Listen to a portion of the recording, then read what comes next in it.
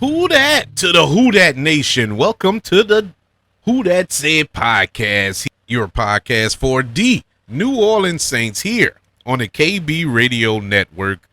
I am your fellow Who Dat and host, Kevin Reed, and we have arrived at week 3 of the NFL season. The New Orleans Saints are still searching for their first victory of the year. They take their 0-2 record on the road as they travel to Seattle to try attempt to get a victory against the 1-1 Seattle Seahawks. This is, of course, the first road game of the season for the New Orleans Saints, and let's see, maybe they need a change of scenery. Maybe that will put some oomph in the effort to come away with a victory this Sunday at Lumen Field, which is the birthplace of beast mode that we went through, what that was, about 20 years ago. I don't know. It feels like forever, but it's still embedded in the hearts and souls of the Who Dat Nation. That was a devastating day. I can think back, and this wasn't part of the show notes, but it is just flooding my mind now. Thinking of the Saints traveling to Seattle, and I remember that playoff game. The Saints were 11-5, I think, or maybe they were 12-4. It was something crazy like that. But due to the way the standings were, the Saints didn't have a home game. They had to go on the road to play the division winners of the West, which were the Seattle Seahawks. The Seattle Seahawks were 7-9, but they won the division. That's how bad the NFC West was back then. It's completely different now. But back then, all they needed to do was win 7 games, and they won their division. And we had played Seattle a couple of weeks prior to that playoff game. Luckily, it was at the Dome, and the Saints demolished the Seahawks in that game.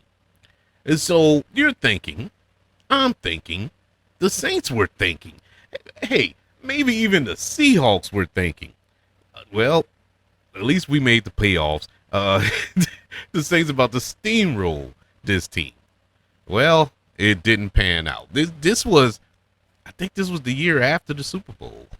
Yeah, it was that year. And we were the heavy favorites to return to the Super Bowl. That was our best team. Now, honestly, that was the best squad. Actually, I think that was 2011, if memory serves, but I could be wrong. That was our best squad, even better than the Super Bowl team, and we got literally ran over by Marshawn Lynch in that game. Boy, you talk about heartbreaking. That was a heartbreaking, and from that moment on, every playoff exit was equal to or greater as far as heartbreaking losses in the playoffs. It all began right there in Seattle. Hate Seattle. Hate Seattle with a passion. But transitioning back to present time, the Saints, of course, have lost 2 straight games, our first 2 games of the season, at home by seven points or less, which you look at that and, it could be worse.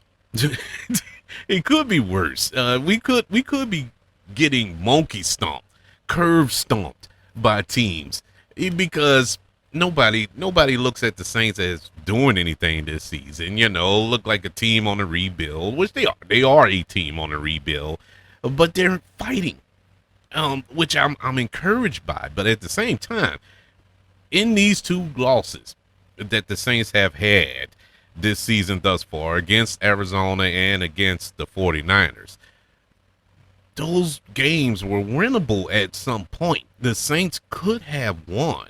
At the very least, could have split and been the same record as the Seattle Seahawks at this point in the season. But instead, we're winless. Now, coulda, woulda, shoulda. we had our opportunities and we didn't take advantage of them. That's why we are where we are right now. But it's good to see a team that have fight, and that's the only thing that has me personally. I can't speak for the rest of the Who Dat Nation, but personally, that's what have me kind of encouraged, optimistic, going forward with this squad. Still not, dreaming of a playoff win. I talked to my cousin, God bless him, a fellow Who Dat, and he is still buying into the fact that maybe they can make the playoffs. Well, you look at around our division and we could still make a push and do this and do that. I'm not doing all that. I can't.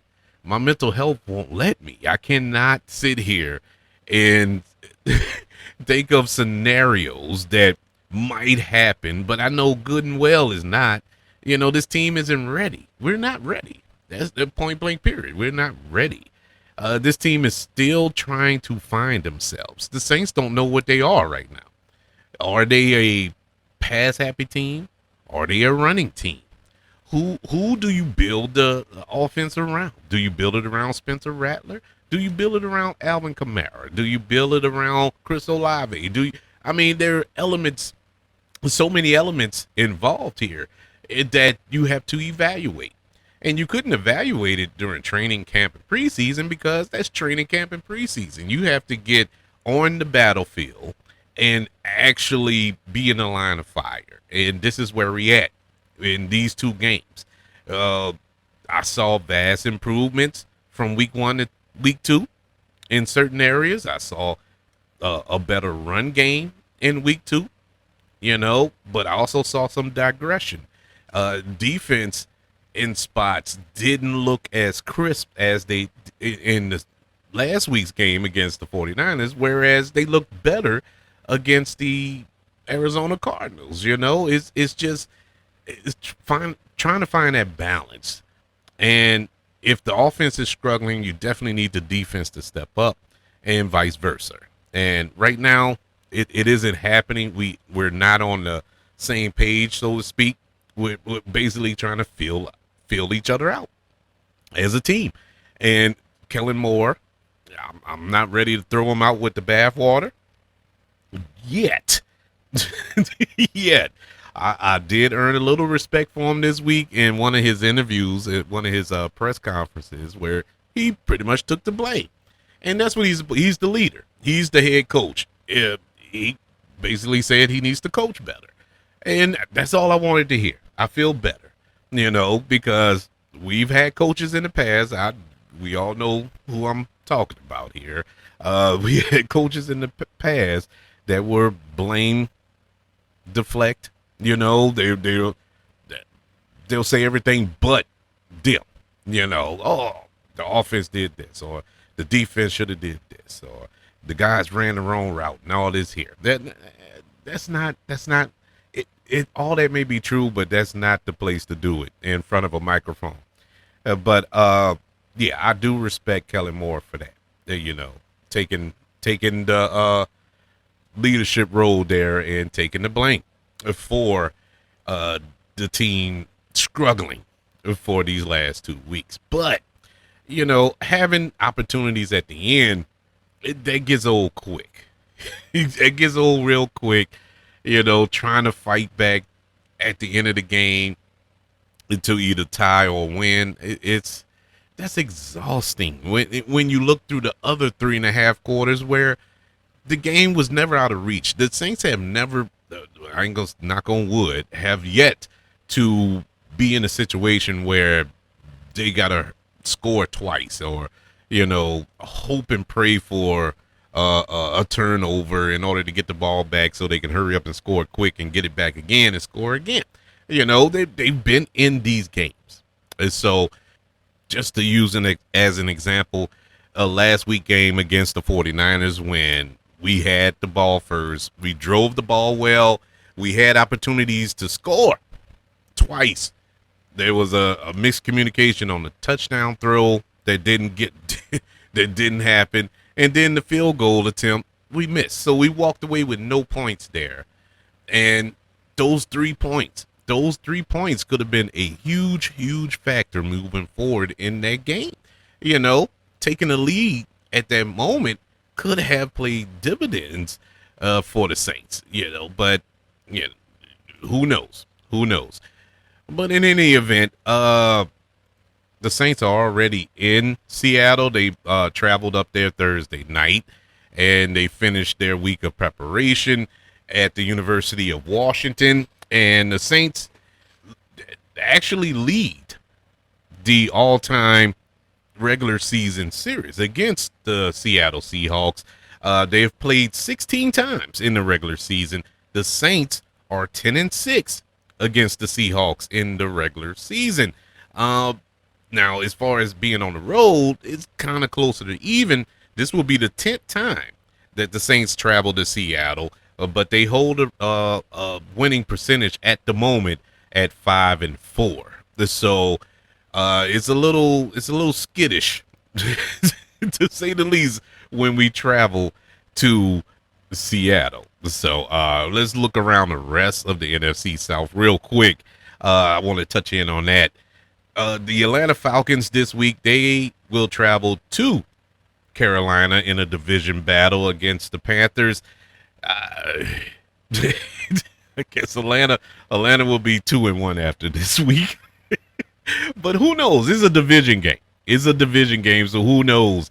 But the Carolina Panthers are pretty much in the same position that we're in. They're 0-2. But like I said, their losses look bad. Their loss, with the exception of one. I think it was week 1. They were actually close to winning that game. Well, it could have been last week. I can't remember. But the other game, I believe it was Tampa that monkey stomped the Carolina Panthers. I could be wrong, but it doesn't matter. But they play each other this week. You also have the Tampa Bay Buccaneers. They will be the host as they welcome in the New York Jets this week. The Tampa Bay is 0-2, and Tampa Bay looks good. I don't know if you saw that Monday night game, but Tampa Bay looks good. The way they just went through, the Houston Texans. And the Houston Texans are kind of sputtering. They looked good a couple of years ago, but it's been the law of diminishing returns for them under DeMeco Ryan. But they still have a good defense. They made that defense look horrible. Baker Mayfield was cooking. Bucky Irvin was running down their throat. It was nasty looking. But they're 0-2. They look poised to win their fourth division title, maybe even fifth. I can't even remember, but I know it's been so long since anybody else has won the division. I know they've been the kings of the South, and rightfully so. I have a lot of respect for Tampa, but it looks like they're poised to do it again, especially this week against the Jets. The Jets, once again, they are 0-2 as well, and just same example I use. They look worse than the Saints, and I still hear people saying, and I'm talking major outlets, saying the Saints are the worst team in the NFL this season. Have they been watching football? Now, granted, Saints aren't great. Hey, I'll go as far to say they aren't good. But have you seen the Jets? The Jets look horrible. The Jets look downright horrible, and the Cleveland Browns look worse than. And you mean to say we are worse than them? Nah, I can't give you that. Yeah, we all share an 0-2 record, but nah, I can't give you that. I'm sorry. It's the Saints aren't that bad. Now it may be black and gold bias there, but no, it's not. It's not black and gold bias. We are not that bad. We're close. We're close. We just got to tweak some things and get some players back that are injured, and maybe, just maybe, we can turn the corner on this thing. Speaking of injuries, let's go over our injury report going into week 3 against the Seattle Seahawks, starting with our questionable list. Questionable for Sunday's matchup, wide receiver Trey Palmer. He is questionable. and wide receiver Devon Valet.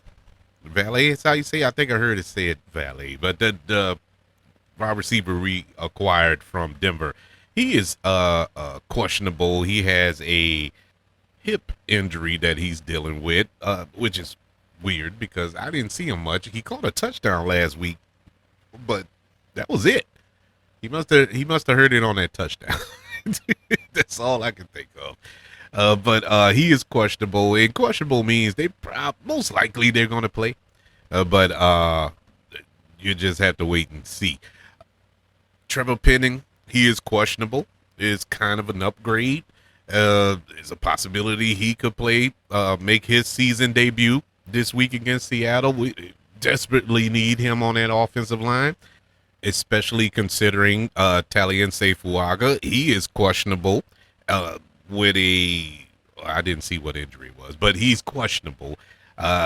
We'll see how that goes. Hopefully he can play because he's been holding up. Out of all of the problems on that offensive line, the two bright spots, well, I guess you could say three, will be Taliense Fuaga and the rookie Calvin Banks Jr. And you can throw in Eric McCoy. But those are the bright spots on the offensive line. Our guards, horrible. The Cesar Ruiz or Caesar Salad, whatever you want to call him, he is not, he is not it. It's not working out. Now let's move over to the most devastating part of our list, and that is the players who have officially been ruled out of Sunday's matchup against the Seattle Seahawks. Let's start with the big one, the gigantic one. Our rookie defensive tackle, Vernon Brofton, he has been ruled out for Sunday's game against Seattle. And not only that, but for the entire season. He has a hip injury that will put him out for the remainder of the year. And that hurts. That really hurts. He looked great in the preseason. I thought that we were money in the defensive tackle position with him, especially being in that rotation with him and Gotro and Berzee. It looked like we were going to be cooking there. But unfortunately, his rookie season has been cut short with this injury. Also ruled out yet to make his 2025 debut, Chase Young, still dealing with that calf injury. He has been ruled out. And this is what's frustrating me with this. If he's hurt, he's hurt.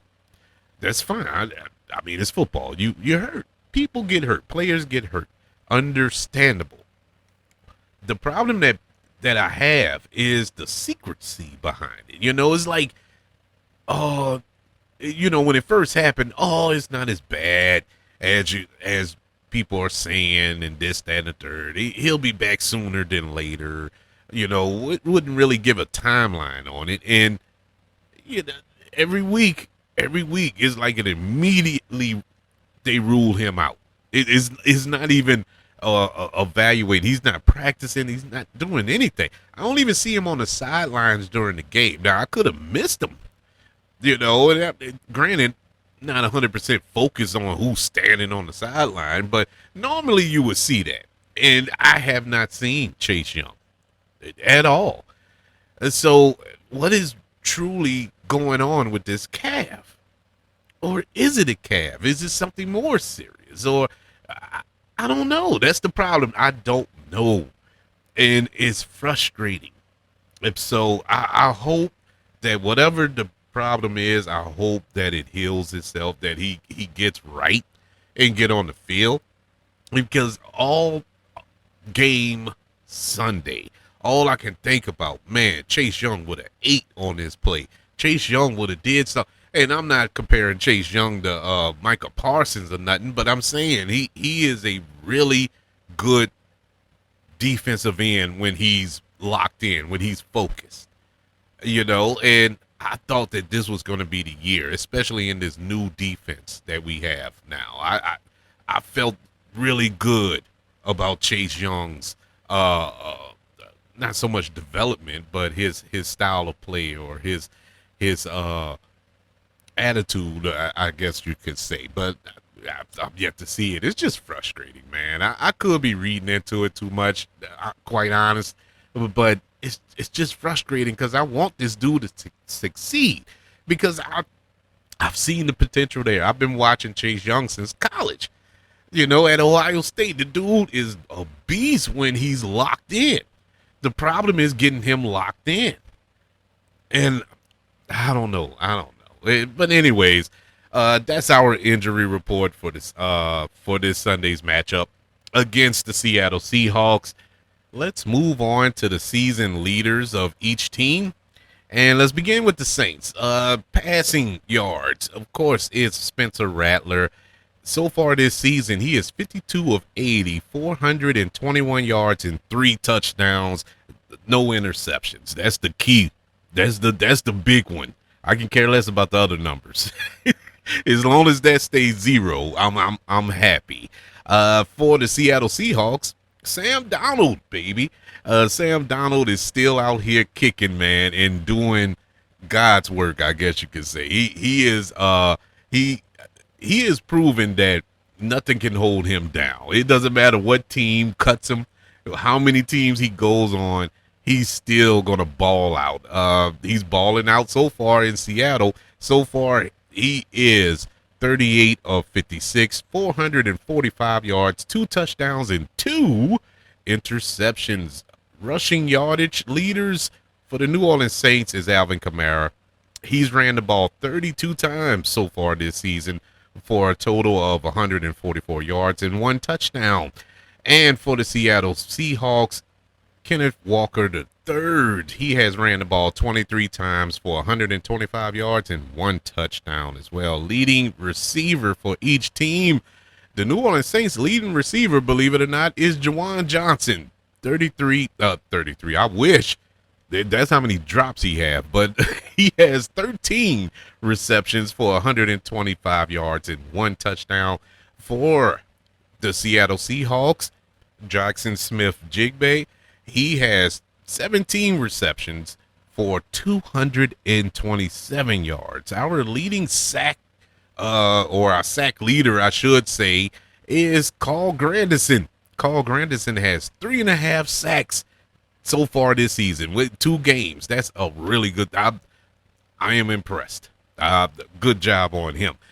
For the Seattle Seahawks, Byron Murphy II with 1.5 sacks. Our leading tackler would be Demario Davis with 20. For the Seattle Seahawks, Ernest Jones IV with 18 tackles this season. Sunday's matchup will be probably the biggest test for Spencer Rattler so far in this campaign as the starting quarterback for the New Orleans Saints. He will have to go on the road and play a pretty good defense, especially their secondary. If he struggled trying to get the ball down the field against Arizona, he's going to struggle fairly mightily against the Seattle Seahawks secondary. Now, the Seattle Seahawks secondary isn't the Legion of Boom or the Legion of Doom, whatever they were called back then, with Richard Sherman and Chandler and who else was on it? Brandon Browner, who came to the Saints and stole money. But yeah, when they had all that back there, it was different. But they still are pretty solid in their secondary and up front too. They're decent up front. It's going to be a test. And speaking of up front, our offensive line is definitely going to be tested, especially with these injuries and with our interior offensive line struggling as well. It's going to be a test to see if Spencer Rattler can stay poised as much as he has. I have gained more respect week in and week out when it comes to Spencer Rattler. He's gotten better from week 1 to week 2. Let's see if he can make another jump. And the way he stayed poised in the pocket able to handle pressure, able to handle adversity, has really impressed me. Now, I know a lot of people, they stuck on numbers. They really want him. Oh, he didn't throw for 300 yards. He didn't do this. He didn't do that. He didn't take any chances. And, I get caught up in that too, from time to time. And rightfully so, because, you got to take chances every now and then. Every now and then you have to test the secondary. You can't just let them dictate to you how to run your offense. And so you do have to test them. But the only way to neutralize a defense that is going to test you, you're going to have to run the ball, especially on the road. I don't care what environment you're in, you're going to have to run the ball. And so the Saints definitely are. I think they're going to have to utilize all three of their running backs here, whether it's Alvin Kamara, Kendre Miller, and Devin Neal. They're going to have to throw the kitchen sink at them, implement more short yardage plays such as screen plays, stuff like that, in order to neutralize this defense, or at least attempt to. That's the only way, because this defense already this season, in 2 games in, have 4 interceptions. 4. And so they are ball hawks out there. It's no pun intended. So you're going to have to use your short game. Going to have to run the ball, and in order to give yourself a chance to win the game. Defensively, I meant to say, I think the Saints can hold up. The defense have been holding up so far, once again, knocking on wood that this stays that way. Yeah, they kind of took a step back last week against the Niners, but yet and still, when they needed to make a stop, they did. When they needed to get them off the field, they did. And so it was up to the offense up to that point. But I think the defense, because Seattle's offense isn't potent. Russell Wilson isn't there no more. They don't have beast mode anymore. No more DJ Metcalf. No more Tyler Lockett. So they're kind of hurting offensively, and that's no disrespect to who they have on the offensive side of the ball. But I'm not 100%. How can I put this? I'm not sitting here saying I'm scared of Sam Darnold. I'll put it that way. Now, I'm still reminded every now and then of, what was that, 2 years ago, maybe 3 years ago? It could be longer than that. But you remember that game when Sam Darnold was in Carolina, and they was so bad, but they beat us. Now, granted, we had a lot of injuries, but they beat us. Sam Darnold completed 2 passes the whole. I'm not exaggerating. Go look it up. He only completed 2 passes the entire game and won. That's how bad it was. But he did manage to beat us with 2 passes. So if he can complete 3, we in trouble. But Sam Darnold, man, I think he's an average, a pretty decent quarterback, but nobody that strikes fear in me. But it remains to be seen. As far as my pick to win the game, gun in my head, I'm gonna say Seattle. The ESPN has Seattle with a 65% chance to win the game, which is kind of low. Which that's almost even in my mind, because you're on the road against a team that, quote unquote, is the worst team in football. You should dominate them, but they don't feel, at least these analysts here, don't feel that the Saints are going to lay down for the Seattle Seahawks, and I agree with that point. But yeah, gun in my head, I'm gonna say Seattle win. But if I look at this team in its totality, and I'm talking about the New Orleans Saints, if they bring their A game, if they don't play into Seattle's hands, if they can run the ball and run the ball effectively, get the stops defensively that we can do. They've shown us that they can do that. I think the Saints can give us a quasi upset and finally get the victory this Sunday. But I don't know. This is kind of a pick 'em to me. I don't know. I really don't. Honestly, I'm struggling with it here. If you can't tell, I think the Saints can win. Will they win? We'll see. We'll be surprised together this Sunday, 3 o'clock on CBS. The Saints will travel to Seattle to play the Seahawks. I want to know, what do you think is the outcome, or what will be the outcome of this game? Will the Saints finally get the first win of the season, or will we fall to 0-3? Let me know. Email the show, kbradiopodcast@gmail.com. You could also let me know on social media, just any social media, all social media platforms, the KB Radio Network. Just search for me. I'm there. You can also leave comments in the comment section on YouTube. Subscribe to the KB Radio Network channel. Like this video as well. Don't forget about Spotify, iHeartRadio, Apple Podcasts, wherever you listen to the podcast of this show. Leave your comments. Don't forget to subscribe, share, all that good stuff.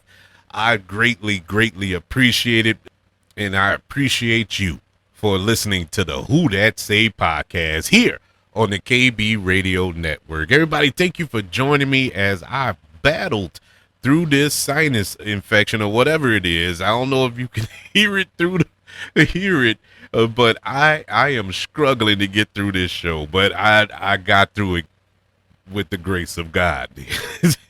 But in any event, I will catch you after the Saints Seattle game this Sunday as we recap, hopefully, a Saints victory.